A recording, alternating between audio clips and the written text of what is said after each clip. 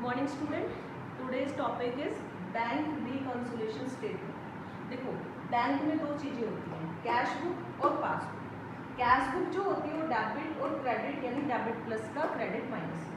Passbook जो होती है इसमें डेबिट माइनस का होता है और कैश बुक में पासबुक में क्रेडिट प्लस का होता है. देखो अब ऐसे समझ में नहीं आया होगा कि ये क्या चीजें बोलती. देखो मैं एक पर्सनल एग्जांपल बताती हूँ आप लोगों को. मान लीजिए ये मेरा अकाउंट, ठीक है, ये मेरी कैश बुक है और ये मेरी पासबुक है, ठीक है बेटा. अब मेरे को यहाँ पे इसमें भी 10,000 रुपीज़ है और इसमें भी 10,000 रुपीज़ है, ठीक है बेटा. अब मैंने किसी चीज़ की पेमेंट कर दी, पेमेंट कर दिया ये 2,000 रुपीज़ की मैंने पेमेंट कर दी. बैलेंस कितना बचा बेटा? 8,000. और यहाँ पे क्या चल रहा है? 10,000. बैंक में तो शो ही नहीं हुई कि 2,000 रुपये कहाँ कट गए मेरे. At the end of the month हमने क्या देखा कि 8,000 रुपीज़ का मेरी कैश बुक में और पासबुक में 10,000 जो चल रहा है, तो यहाँ पे 8 हो गया. अब जो ये 2,000 का जो मैचिंग नहीं हुई उसी को मैच करना बैंक रिकंसिलिएशन स्टेटमेंट कहलाता है. ठीक है बेटा, अब समझ में आया. अब मैंने क्या किया, यहाँ पे 2,000 रुपीज़ माइनस कर दिया बट बैंक ने नहीं किया, तो मैं क्या करूँगी इसको इक्वल करने के लिए 2,000 इसमें वापस ऐड कर दूंगी. वापस ऐड करने पे क्या हो गया बेटा, दोनों मैच हो गई, 10,000 10,000. अब इसको समझते हैं हम कि भाई ये होता क्या है. अब देखो क्या होता है. अब ये दोनों चीजें मैच करनी है. मान लीजिए एक एग्जांपल और लेते हैं. एक साइड में बस चौक, एक साइड कुछ भी नहीं है, तो इसकी वैल्यू क्या हुई बेटा, ज्यादा हो गई, इसकी कम हो गई. अब दोनों को इक्वल करने के लिए मैं क्या करूंगी, मेरे को दोनों साइड चौक लेना पड़ेगा, तो तभी तो बैलेंस होगा ना इक्वल. जब वो बैलेंस इक्वल हो जाएगा तो ही उसे बोला जाएगा बैंक रिकंसिलिएशन स्टेटमेंट, यानी वो मैचिंग हमारी परफेक्ट होगी. अब उसकी बात करते हैं कि भाई इसमें कैश बुक में देखो, पासबुक में हम कोई चेंजमेंट नहीं कर सकते, हम चेंजमेंट करेंगे खाली कैश बुक में, ठीक है. अब कैश बुक में हम क्या क्या चीज ऐड कर दें कि वो हमारी पासबुक के इक्वल हो जाए. अब कैश बुक में हमने जो भी, मान लीजिए फर्स्ट है check issued but not presented for payment. मैंने चेक तो इशू कर दिया बट जिसको दिया उसने अभी बैंक में लगाया ही नहीं चेक, पेमेंट उसने निकाली ही नहीं है. तो क्या हुआ यहाँ पे, मेरी कैश बुक में तो मैंने कम कर लिया, पासबुक में एज इट इज है. पासबुक में एज इट इज है, मंथ के एंड में मैं देखती हूँ मैंने 10,000 का चेक जो दिया था, बैंक के पास तो उसकी एंट्री आ रही 10,000 और मेरे पास एंट्री आ रही है 0 कि मेरे पास में तो है ही नहीं पैसे. फिर मैंने देखा कि भाई उस बंदे ने तो अभी तक वो चेक इशू ही नहीं किया, पैसे निकलवाए ही नहीं है. उस चीज को ठीक करने के लिए मैं क्या करूंगी, जो चेक की पेमेंट की है वो मैं उसमें वापस ऐड कर दूंगी. समझ में आया बेटा. नेक्स्ट आता है any increase in book in any increase in bank balance. भाई बैंक बैलेंस जो है उसमें कुछ इंक्रीमेंट आ गया, कुछ ज़्यादा बढ़ के आ गया, तो भी हमें देखना पड़ेगा बढ़ के कैसे. मान लो भाई मेरे बैंक में 1,000 रुपये थे, छोटा सा एग्जांपल लेके चलते हैं. 1,000 रुपये थे, अब 1,000 में मैंने पूरा 1 मंथ रखा तो बैंक मेरे को उसका इंटरेस्ट देगा. उसका इंटरेस्ट मान लीजिए 20 रुपये हुआ. अब 20 रुपये इंटरेस्ट हुआ तो टोटल अमाउंट कितना हो गया बेटा, 1,020 रुपीज़ हो गया.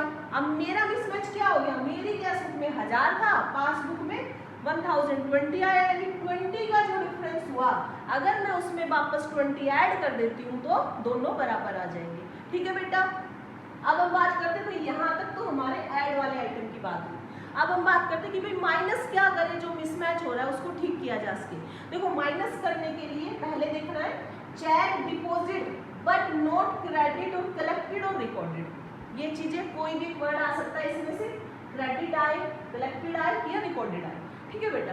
अब क्या हुआ, चेक मैंने डिपॉजिट कर दिया पर वो कलेक्ट ही नहीं हुआ, अभी मेरे अमाउंट में से वो पैसा निकला ही नहीं अभी तक. ठीक है बेटा. तो उसको हम क्या करेंगे, वापस माइनस कर देंगे. फिर नेक्स्ट आता है डिक्रीज इन बैलेंस. अब डिक्रीज इन बैलेंस कैसे होगा बेटा, डिक्रीज जब होता है बैलेंस का तो मैंने किसी न किसी चीज़ की पेमेंट की है. जैसे आजकल लोग ऑनलाइन ट्रेड चल रहा है, क्या करते हैं, पेमेंट कर देते हैं ऑनलाइन. ऑनलाइन पेमेंट करने पे क्या हुआ, भाई 1,000 का था, हमने 500 का कोई सामान ले लिया तो 500 की मैंने पेमेंट कर दी, तो उससे क्या हुआ, मेरा बैंक बैलेंस जो था डिक्रीज हो गया. इन सब चीज़ों को देखने के लिए ही हम क्या बनाते हैं बेटा, बैंक रिकंसिलिएशन स्टेटमेंट. नाउ अब हम बनाते हैं परफॉर्मा कि बैंक रिकंसिलिएशन स्टेटमेंट का परफॉर्मा कैसे बनता है। परफॉर्मा बेटा वही टी शेप में होता है, पर्टिकुलर्स एंड अकाउंट्स, ठीक है बेटा।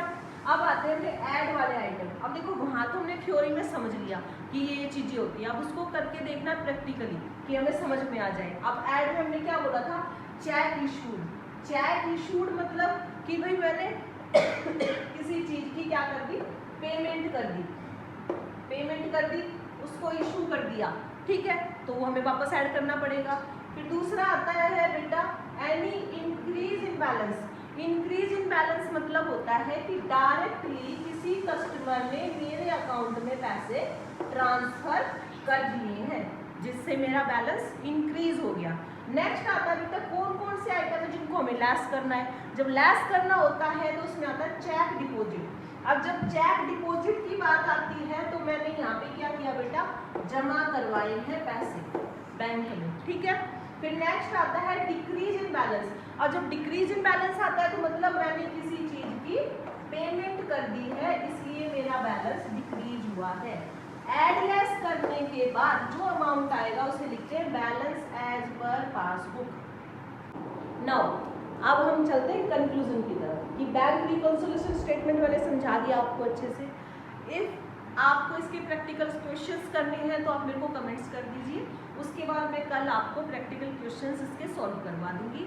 नाउ अब थोड़ा सा हम समरी देख लेते हैं कि हमने आज किया क्या है। इसमें बैंक रिकंसिलिएशन स्टेटमेंट है, उसमें हमें क्या करना होता है, मैचिंग करनी होती है, कैश बुक और पासबुक की मैचिंग करनी होती है। जैसे ही कैश बुक का पलड़ा जो डाउन हो जाता है तो मतलब क्या है, वहाँ पे हमने कैश बुक में ज़्यादा ही हमने क्या दिखा दिया है, अमाउंट दिखा दिया, तो वो पासबुक से मैच नहीं कर रहा।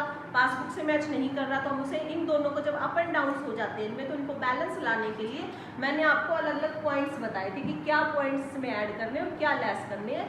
उन चीज़ों का यूज़ करके हम रिकंसिलिएशन स्टेटमेंट को फाइनलाइज तक पहुँचा देंगे। Thank you so much.